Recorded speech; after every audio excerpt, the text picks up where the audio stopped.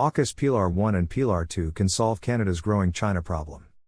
Canada is discussing joining an expanded Aukus security partnership with Britain, Australia, and the United States amid China's expansion in the Asia-Pacific region.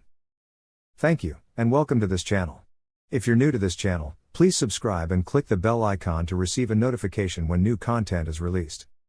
Defense Minister Bill Blair said Ottawa wanted to help counter Beijing's growing military influence in that region. Canada wants to join a second pillar of AUKUS that will collaborate on new military technologies, including artificial intelligence, hypersonic missiles, and quantum computing. The British Foreign Secretary suggests the UK is open to Canada joining the AUKUS submarine pact. Mr. Blair met his Japanese counterpart, Minoru Kihara, as Japan is also considering joining the AUKUS security pact. Next year, my defense budget will rise by 27% over this year.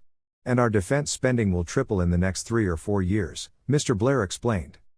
What does China want from the Arctic region? China has a history of claiming territory which doesn't belong to them.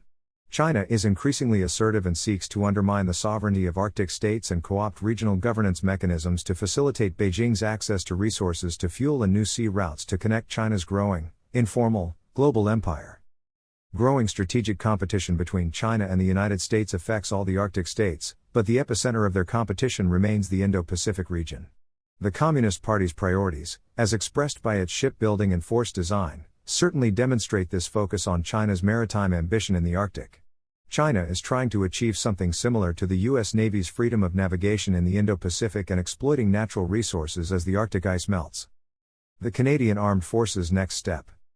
The Canadian Armed Forces need to stop acting as America's little brother and build its military from lightweight to force projection capable unified forces, including land, sea, and air power.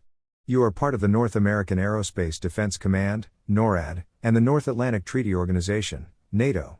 Still, building your armed forces for anti-access and area denial capable three-dimensional troops would be the best. In particular, the Royal Canadian Navy must solve several challenges and transform into a capable, three-dimensional, warfighting navy. It must also enhance its anti-submarine, surveillance, anti-air, and anti-ship capabilities in warships, patrol boats, aircraft and submarines.